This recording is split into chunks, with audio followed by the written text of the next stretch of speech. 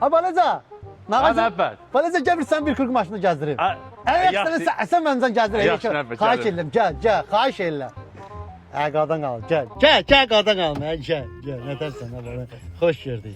Məhəbbət, Haydi. maşın necədir? Xoşuma gəlir. Sağ ol deyirsən, bilməm belə qəşəng. Yox, bayk yaxşıdır, bayk əladır. Gedək. Deyirəm ki, Məhəbbət, kimin əvvəli, kimin axırı. Vaxt vardı, silə itlər kimi obyektlər. Yox, yəni peşkom gəzirdin, amma indi görsən altında baykın maşını özü görəkdə bütün hamı sənə baxır, Məhəbbət. Deyirəm, Məhəbbət, həyat qəribədir. Bir də görsən ki, yekə maşın gedir, samballı göy maşın, içində bir dənə əncimaya oxşayan biri ki. Yalnız bizə ki, bu şamanında pul olmazsa başlama. Sağ olsun ki, ona hədiyyə alan oğlanlardır, o samballı oğlanlar ki, alın altına qoça gəl ambarmışı, maşınımızı. Məhəbbət, halal olsun. Lətvə səndən uzaq, Məhəbbət, Lətvə səndən uzaq. Həbsi Məhəbbət, elə saxla maşının yanında Məhəbbət. Çox sağ ol, minnətdaram sənə, həqiqətən günləri. O ki var güldüm, mən bitmaz ona.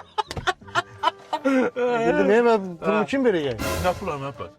Ya bəlkə mən taksi işləyirəm, gündəlik pulum mənim çörə əhbək pulum deyil, bu maşınım deyil. Sən elə bizdən elə iynələməklə qoymaqla düzələyək. Pulumu ver, 20 manat pul. Sən demək ki, otursa bir də maşına gəlsin baxçına.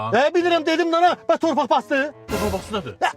Ayağın maşına dəysə, ayaq bastı da, cəmaatda torpaq bastı, dövlətlərdə, mən də maşına ayaq bastı. Pulumu ver, Pulumu ver.